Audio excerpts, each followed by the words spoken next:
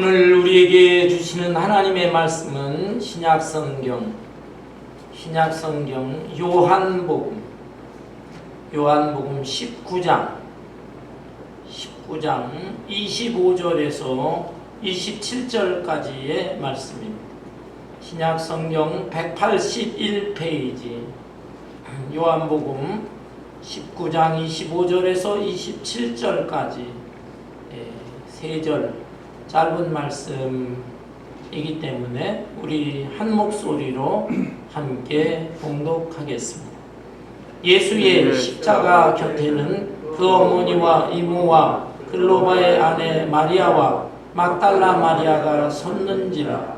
예수께서 자기의 어머니와 사랑하시는 제자가 곁에 서 있는 것을 보시고 자기 어머니께 말씀하시되 여자여 보소서 아들이니이다 하시고 또 그 제자에게 이르시되 보라 내 어머니라 하시는데 그때부터 그 제자가 자기 집에 모시니라. 아멘. 미국의 어느 시골 마을에서 자라난 소년이 있었습니다. 아버지는 목사님이에요. 목사님의 가정에서 4남매 중에 3번째 아들로 태어나고 성장했습니다. 그런데 이 소녀는 눈이 좋지 않았어요. 책을 읽는데 어려움을 느끼는 난독증 증세가 있었습니다. 이것 때문에 이 소녀는 때때로 낙심하고 절망에 빠지기도 했는데 그때마다 어머니는 이 아들을 위해서 기도해 줍니다. 그리고 위로하고 격려해 줍니다. 내가 다른 아이들에 비해서 책을 읽는 속도는 느릴 수밖에 없지만 머리는 좋은 것 같다. 그러니 다른 아이들은 10번, 20번 읽지만 머릿속에 기억하는 것이 힘들지 않느냐. 너는 그러나 천천히 느리게 읽을지라도 읽은 것은 다 머릿속에 기억해 두지 않겠느냐. 이렇게 하면서 위로하고 격려를 해주었습니다. 아버지 목사님도 아들을 위해서 늘 기도해 주고 특별히 웅변수를 가르쳐주고 토론하는 방법도 가르쳐주면서 이 소년을 키웠습니다. 마침내 이 소년은 프린스턴 대학에 들어가서 우수한 성적으로 졸업을 했습니다. 변호사가 되었고 박사 학위도 얻었습니다. 프린스턴 대학의 총장도 역임을 하고 그 후에 정치계에 뛰어들어서 뉴저지주의 주지사가 되었고 마침내 미국의 제28대 대통령이 되었습니다. 토마스 우드로 윌슨 대통령의 이야기입니다. 이 윌슨 대통령은 부모님의 사랑과 정성, 자신을 위해서 헌신하고 희생한 것을 늘 기억하면서 감사했습니다. 특별히 어머니의 따뜻함과 위로와 격려와 기도했던 것을 평생 잊지 않았습니다.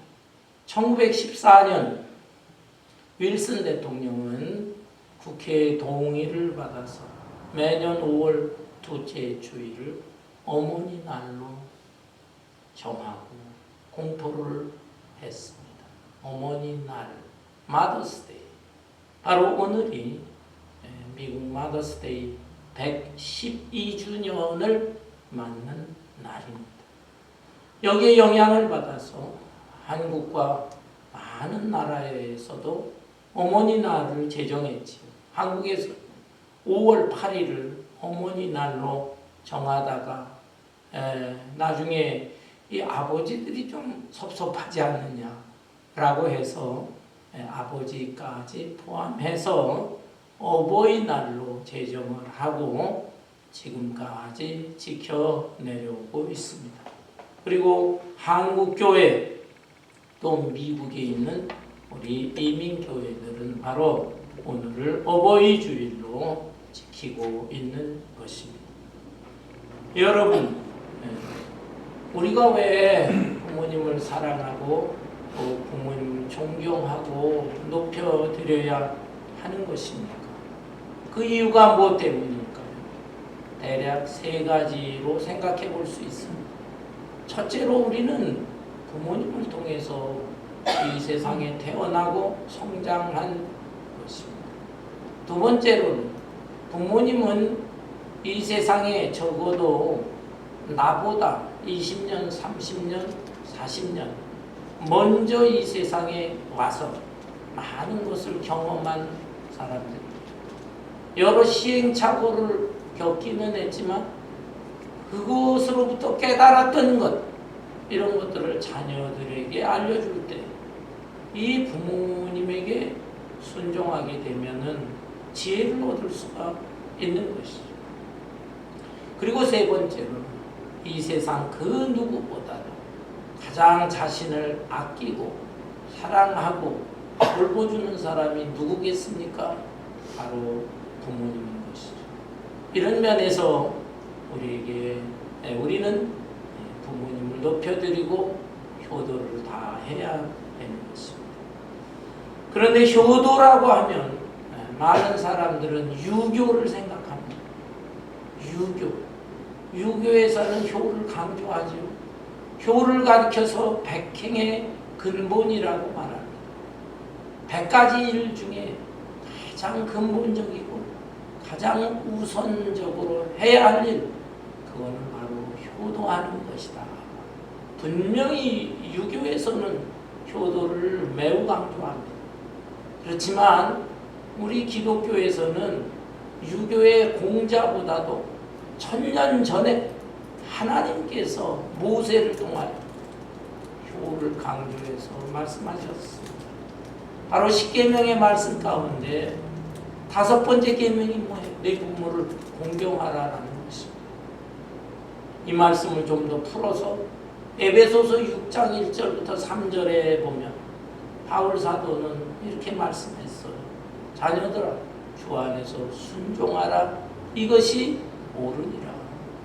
내 부모를 공경하라. 이것은 약속 있는 첫 계명이니 이 땅에서 잘 되고 장수하리라. 여러분, 유교에서 강조하는 효도는 도덕과 윤리적인 차원에서 마땅히 부모에게 효도해야 된다, 이렇게 강조하고 있어요. 반면에 우리 기독교에서는 도덕과 윤리의 차원을 넘어서서 신앙적 차원에서 하나님께서 말씀을 통하여 우리에게 명령하신 것입니다. 내 부모를 공경하라.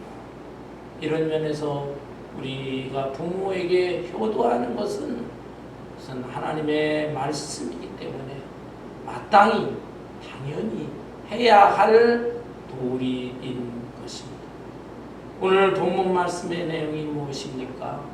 예수님께서 십자가에 달려 죽음을 맞이하시면서도 그 마지막 순간에도 사랑하는 어머니 마리아를 내려다보시면서 마지막 효도를 다하는 그런 모습을 보여주시는 내용의 말씀입니다. 여러분, 이 세상에 많은 훌륭한 사람들이 있어요. 그렇지만은 예수님은 우리의 구원자가 되십니다. 우리의 구원자시고 또 인류의 대스승이 되시는 분이에요. 뿐만 아니라 효도의 본을 보여주신 참된 효자이시기도 합니다. 예수님은 어떤 모습으로 효도를 하셨을까요? 2가지 방향으로 효도를 하셨어요. 하나는 하나님을 향한 방향으로 하늘 아버지 하나님께 효도하시고, 또 하나는 땅에 있는 육신의 부모를 향해서 그 부모에 대해서도 효도를 하셨습니다.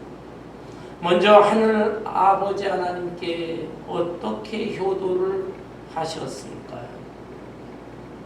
예수님은 그 본체로 끝나면 하나님과 동등하신 분입니다. 성부, 성자, 성령, 삼위일체 하나님. 본체가 같으신 분이에요. 그럼에도 불구하고 성부 하나님의 인격, 성자 예수님의 인격, 성령님의 인격, 그 인격이 구별되어 있습니다. 그래서 아들 예수님으로서 성부 하나님 앞에 순종한 것이, 예수님은 얼마든지 하늘에서 아주 편안하게 지내실 수 있지만 하나님 아버지의 거룩한 뜻, 곧 인류 구원이라고 하는 엄청난 그 뜻을 수행하기 위해서 이 세상에 인간의 모습으로 오신 것입니다. 가난이 있고 질병이 있고 시기 질투 미움이 있고 불의가 판을 치는 이 세상에 오신 것 자체가 예수님 고생하시는 것이고, 또 이 땅에서 33년의 생활 고생도 많이 하시고 험악한 일도 당하셨습니다. 왜 이렇게까지 하셨을까요? 하늘 아버지의 뜻에 순종하기 위해서 이런 일들을 감당하신 것이죠.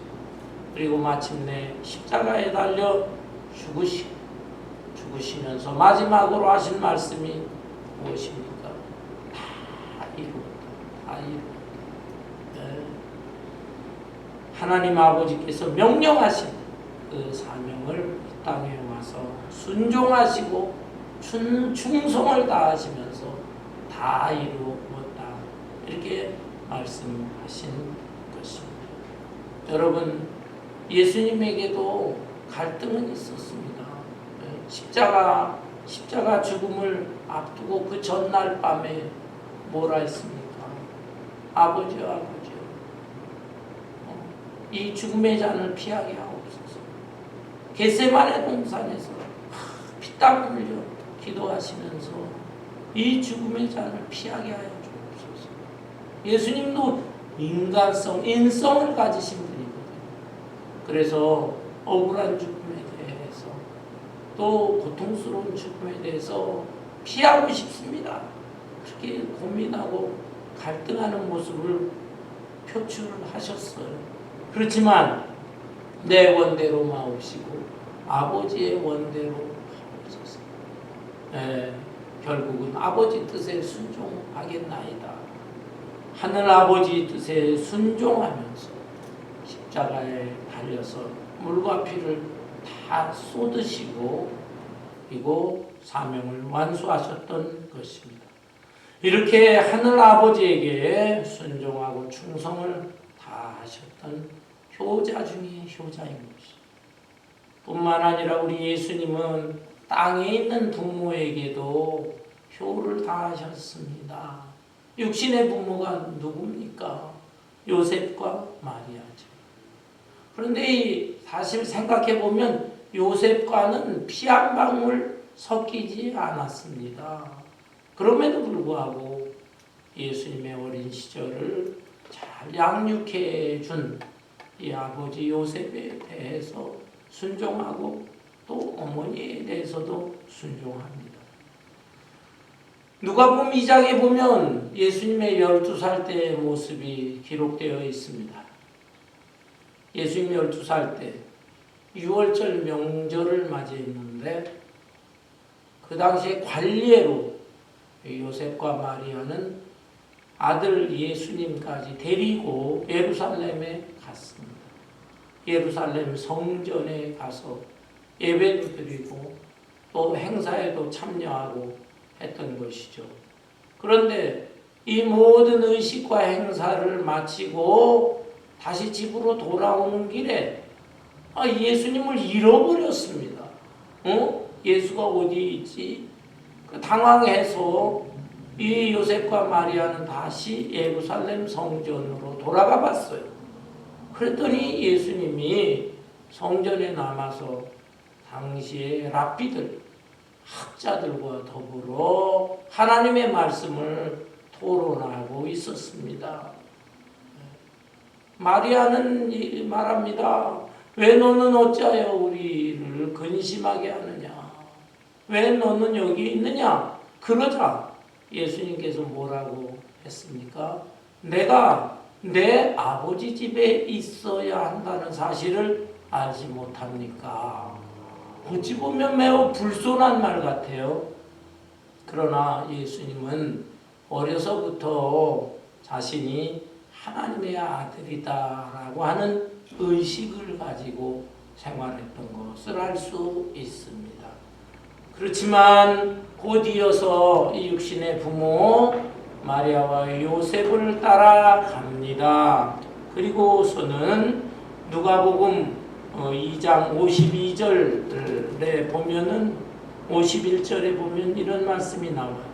예수께서 함께 내려가사 나사렛에 이르러 순종하여 받으시더라. 그 어머니는 이 모든 말을 마음에 두니라. 예수는 지혜와 키가 자라가며 하나님과 사람에게 더욱 사랑스러워 가시더라. 예수님은 부모를 따라 내려가서 나사렛에 이르러 생활하는데 부모님에게 순종했다. 그러면서 키와 지혜가 자라가게 되고 하나님과 사람 앞에 사랑스러워 가셨다. 예수님은 벌써 어린 시절부터 이렇게 부모에게 순종했다는 사실을 기억할 필요가 있습니다. 아울러 그 이후의 모습, 12살 이후에 그리고 예수님이 공생애를 시작할 30세까지에 대한 내용은 성경에 전혀 기록되어 있지 않습니다. 그래서 알 수가 없지만 우리 기독교 2000년 역사 전승으로 내려오는 그런 글들이 있습니다. 그러한 글들을 읽어보면 아버지 요셉은 일찍 세상을 떠났다고 했습니다. 그래서 예수님이 어머니 마리아도 모시고 또 자녀들도 돌보고 소년가장이 되고 소년가장 아버지 요셉으로부터 목수의 기술을 배워서 그것으로 생계를 꾸리면서 어머니를 잘 봉양해 드리고 또 여러 동생들을 잘 돌보았던 정말 효자 중에 효자였다는 사실을 우리는 알 수가 있습니다. 여러분, 예수님이 이렇게 두 가지 방향으로 효도를 다 한 것처럼 우리도 하늘 아버지께 효도하고 땅에 있는 부모님에게도 효도하고 이런 효도의 삶을 살아야 될 것입니다. 오늘 본문 말씀의 내용을 찬찬히 살펴볼까요? 본문에 보게 되면은 예수님이 십자가에 못 박히시게 되었는데 그 십자가 곁에 누가 와 있었습니까? 25절에 보니까 예수의 십자가 곁에는 그 어머니와 이모와 글로바의 아내 마리아와 막달라 마리아가 섰는지라. 4명의 여자들이 예수님의 십자가 현장에까지 따라왔다는 것입니다.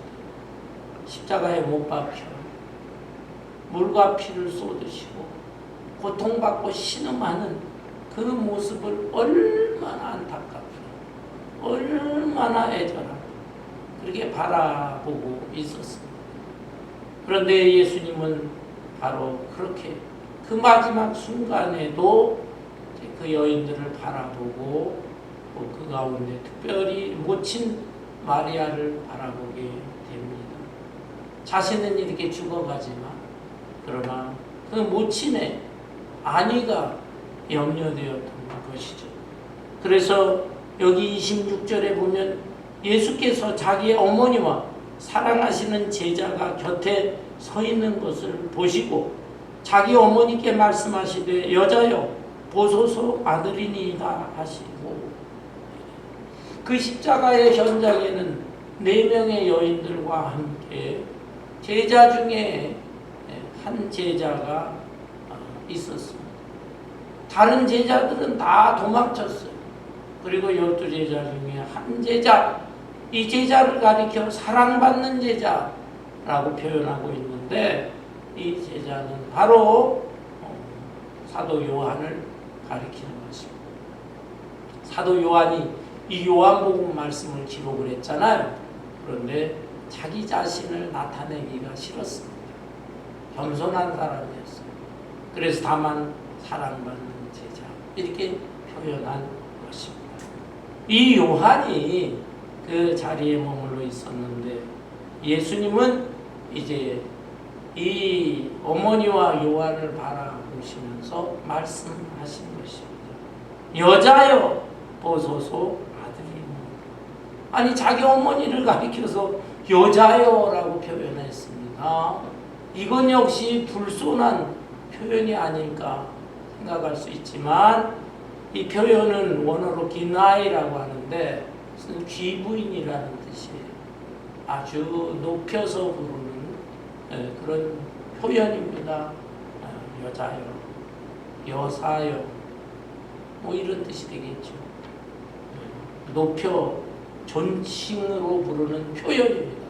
그런데 아무리 그래도 그렇지 자신의 어머니를 가리켜 왜 이렇게 거리감 있게 여자여라고 표현을 했을까? 그것은 바로 십자가에 달려 죽는 것, 이것은 공적인 일이다. 곧 하나님 아버지의 뜻에 순종하여 죽는 일이고, 이제부터는 육신의 어머니이긴 하지만 어머니도 역시 예수님을 구원자라고 믿어야 된다. 어머니의 영혼이 구원받기 위해서는 내가 이제 하나님의 아들이시다, 그거를 믿고 받아들여야 된다라는 차원에서 이렇게 표현한 거예요. 그러면서도 인간적으로는 그 어머니의 안위가 염려가 되기 때문에 그 옆에 있던 제자 요한에게 부탁을 하는 것입니다. 어머니 마리아, 여자여, 앞으로는 이제 내 대신 그 옆에 있는 요한, 제자 요한이 어머니를 모시게 될 것입니다. 이런 표현이죠. 그러면서 27절에 보면 또 그 제자에게 이르시되 보라 내 어머니라 하시는데, 그때부터 그 제자가 자기 집에 모시니라. 사도 요한에게도 당부합니다. 이제는 네가 내 대신 마리아를 내 어머니로 여기고 잘 모셔다오 부탁을 하는 것이죠. 여러분, 그런데 여기에서 한 가지 궁금한 점이 있습니다. 예수님에게는 육신의 또 다른 동생들이 여럿 있었어요. 남자 동생들도 있었고 여자 동생들도 있었다는 말입니다. 예수님은 마리아, 처녀 마리아, 동정녀 마리아를 통해서 태어났지만, 마리아는 요셉과 결혼을 했잖아요. 그래서 그 자녀들이 여러 태어났던 것입니다. 물론 오늘날의 천주교에서는 이걸 부정을 해요. 결혼해서 살았지만 부부관계는 평생 하지 않았다. 평생 동정이었다. 그래서 천주교에서는 기도할 때 평생 동정이신 마리아요 이러면서 기도하고 있거든요. 그러면 성경에 여러 자녀들이 나오는데 예수님의 동생으로 표현되어 있는데 그 동생들은 누구냐? 라고 할 때 천주교에서는 사촌 동생들이다 이렇게 표현하고 있어요. 성경에 어디 사촌이라는 말도 없는데 어떻든 이렇게 동생들이 있었거든요. 동생들에게 왜 어머니를 잘 모셔다오 부탁을 하지 않고 제자 요한에게 부탁을 했을까요? 동생들은 예수님을 구원자라고 믿지 않았습니다. 단순히 자기들의 형이요, 자기들의 오빠로 생각을 했어요. 그러면서 예수님이 30세까지 그렇게 가족을 위해서 헌신했는데 30세부터 전적으로 하나님의 공적인 사역을 감당하니까 여기에 대해서 원망스러운 표현을 했습니다. 마가복음 3장에 보면은 이 동생들 또 친척들이 예수님을 향하여 미쳤다 이런 표현까지 했습니다. 가정을 돌보지 않고 왜 저렇게 이상한 짓을 하느냐. 전도를 하고 병자를 고치고 가난한 사람을 돌본다고 집을 나가서 저런 일을 하느냐라고 하면서 원망 섞인 말을 하고 비아냥대고 조롱도 했던 것이죠. 물론 예수님께서 나중에 십자가에 달려 죽으시고 부활하신 후에는 그들도 믿었습니다. 예수님의 동생 가운데 야고보라고 하는 동생은 초대교회의 위대한 지도자가 되고 첫 번째 종회장 노릇까지 했던 것을 볼 수가 있습니다.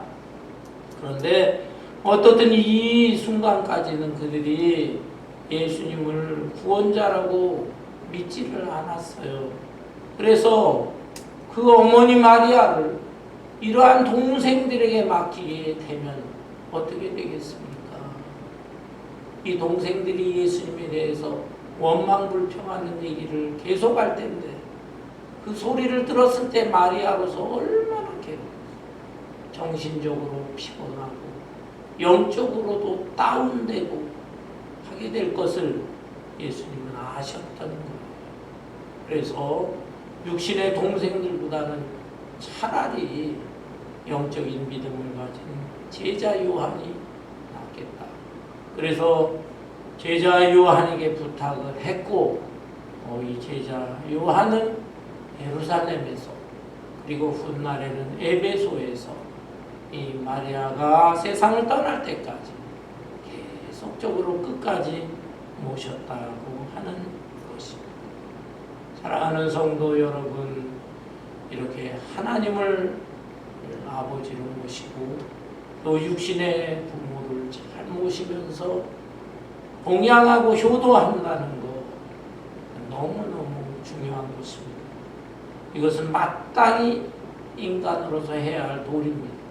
간혹 보면은 자녀들 가운데 그 노인이 된 어머니를 모시는데 너무 모시는 게 힘들어. 그래서 한두 달 모셨다가 동생들에게 너희들도 모셔야지 왜 나만 모시게 하느냐.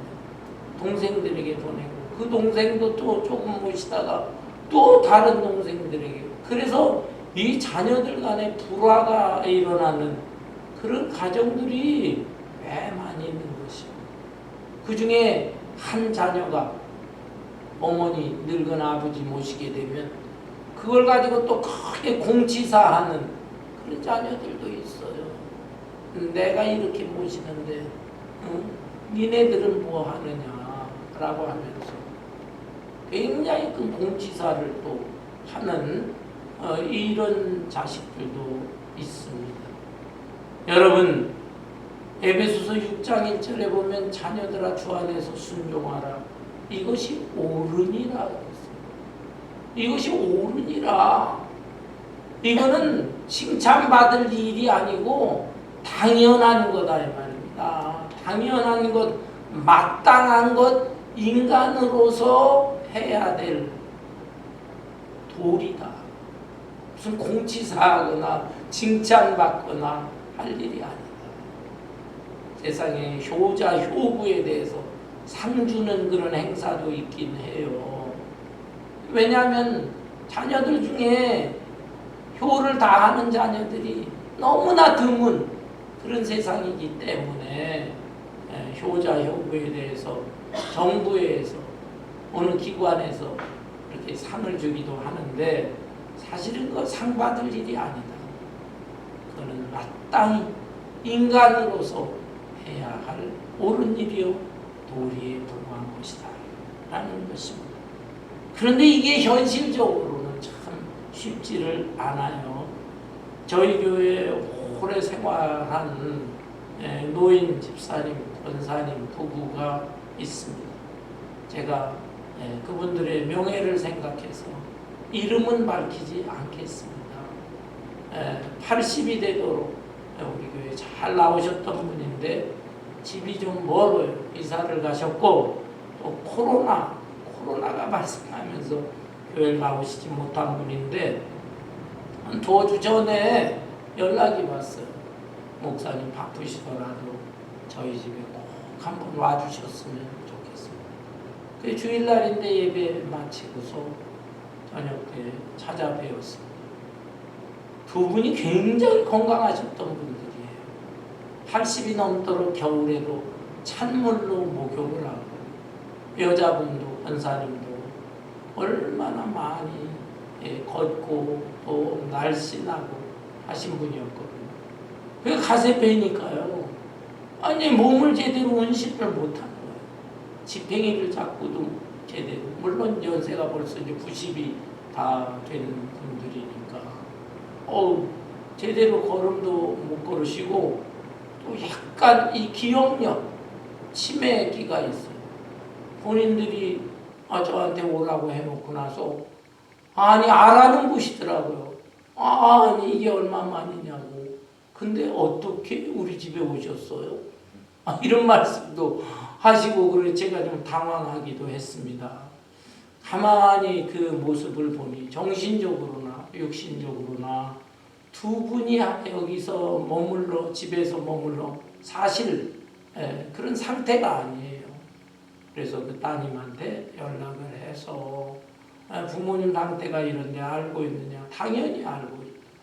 어떻게 하면 좋으냐? 양로병원에 모셔야 되는데 그렇게 어머니 아버지가 가려고 하지 않는다. 그래도 그렇지 두 분만 여기 계시면은 굉장히 위험할 것 같다. 자녀들이 가끔씩 오기는 하는데 자녀들도 다 자기 생활이 있잖아요. 모시지를 못하는 것입니다. 그런데 한 주가 지났어요. 지난 주간에 또 연락이 왔는데 따님한테 연락이 왔어요. 목사님 바쁘시더라도 지금 양로원, 병원은 아니고 어시스턴트 리빙이라고 양로 호텔이라고 해요. 시설이 참 좋더라고요. 그곳에 계시는데 한 번만 더 가주실 수 없냐고. 왜 그러냐고. 거기에 자녀들이 상의를 해서 모셨는데 너무 감옥살이 한다고 답답해하면서 그 안에서도 소란을 피우고 밖으로 나오시겠다고 하는 것입니다. 자녀들의 말을 듣지를 않고 그러니 목사님이 가서 좀 달래주세요. 그래서 또 부랴부랴 그 어시스턴트들이 양로호텔이라는 데를 가봤어요. 정말 방이나 시설이나 너무 좋아요. 잘해놨죠. 그곳에 들어가서 뵀는데 저를 보자마자 남자 집사님 손을 꼭 잡더니 첫 번째로 하는 말씀이 목사님 살려주세요. 살려주세요. 살려주세요를 그냥 그 당당하던 집사님이 어디 그런 말씀을 하는 거예요. 그래서 왜 그러시냐고. 누군가 나를 잡아다가 여기에다가 묶어놓고 나 밖에 나가지도 못하게 살려달라고. 그래서 그런 게 아니에요, 집사님. 자녀들이 잘 상의해서 이 시설, 최고급 시설 여기 들어오려면 이게 돈도 얼마나 많이 드는데 아니라는 거야. 그때 마침 그 아드님이 그곳을 찾아왔습니다. 아버님, 그 아드님이 이제 하나하나 설명을 해 주는 거예요. 우리 자식들이 아빠 엄마를 모시고는 싶지만 우리도 다 가족들이 있고 자녀들이 있고 너무 힘들어요. 그러니 아버지 어머니 여기 좋잖아요. 방시설 하루 삼시세끼 다 골고루 음식 그냥 맛있는 한식으로 주지.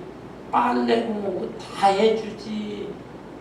다른 사람이 이런 데 오고 싶어도 못 오는데 우리 자식들이 상의를 해서 이렇게 왔으니 여기에 계세요 하면서 달래니까 조금 누그러지시더라고.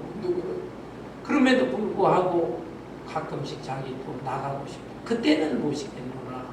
이렇게 자식들이 얘기하는 것을 보고 돌아왔습니다. 보았습니다. 현실의 삶 속에서 이 노인 부모를 모신다고 하는 거 너무너무 어려운 것이구나 하는 것을 느껴보았습니다.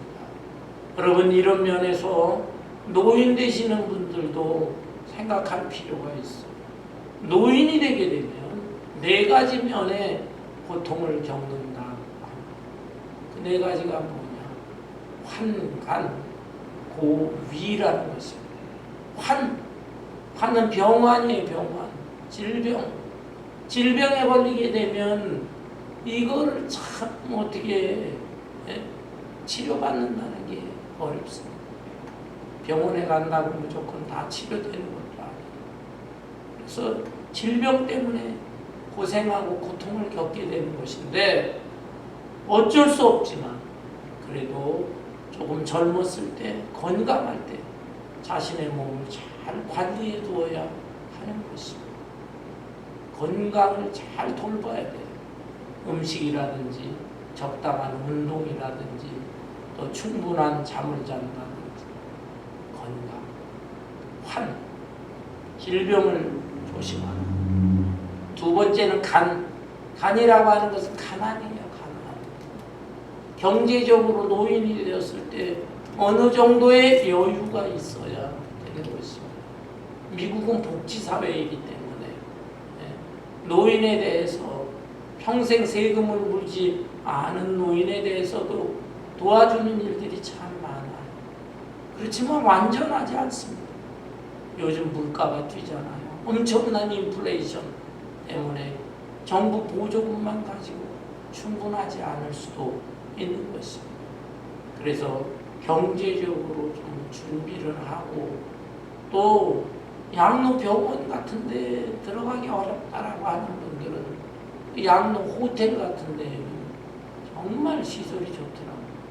근데 경제적으로 꽤 여유가 있어야 그런데 들어갈 수도 있잖아. 그래서 경제적인 것을 우리는 무시할 수가 없습니다. 집에 돈을 쌓아두라는 얘기가 아니잖아요. 어쨌든 자기 한 몸을 잘 간수할 수 있을 정도의 경제력이 있어야 됩니다. 3번째는 고라는 것은 고독입니다. 외로움입니다. 이 외로움. 늙게 되면 주변에 있는 사람들이 하나씩 둘씩 다 멀어지게 되잖아요. 그리고 부부간에도 그 배우자 둘 중에 한 사람도 일찍 떠나는 경우들이 있잖아요. 혼자 남는 것입니다. 그리고 자식들이 있다고 하지만 자식들이 얼마나 자신을 돌봐주겠습니까? 이런 면에서 이 외로움을 어떻게 극복할 수 있겠는가? 여기에 대해서도 깊이 생각을 하고 나름대로의 자기 혼자만에 있다면 적당한 취미를 갖는다든지 하는 것도 중요한 것입니다. 그리고 아울러 마지막으로 비슷한 말이 위라고 하는 것은 할 일을 말합니다. 할 일이 아무것도 없어. 무료해. 시간 남는 것이 가지고 있는 건 시간밖에 없어. 그래서 이 많은 시간들을 어떻게 지낼 것인가. 정말 무료하고 답답하기 짝이 없어. 이런 경우에 나는 무엇을 하면서 남은 생애를 잘 마무리할 것인가. 환간고 위에 대해서 깊이 생각을 하면서 나름대로 준비를 해야 되는 것입니다. 완벽하게 준비할 수는 없어요. 인간은 불완전한 존재이기 때문에 대신 하나님과 깊이 기도하면서 또 하나님으로부터 지혜도 얻고 그리고 우리 주님이 나의 친구가 되십니다. 죄짐 맡은 우리 주 어찌 좋은 친구인지. 그래서 주님과 함께 교제를 하면서 생활할 때에 이 모든 어려움을 극복할 수가 있습니다. 어떤 다른 나라 외국인 그 외국인의 그 마지막 모습에 대한 글 써 있는 것을 읽어본 적이 있습니다.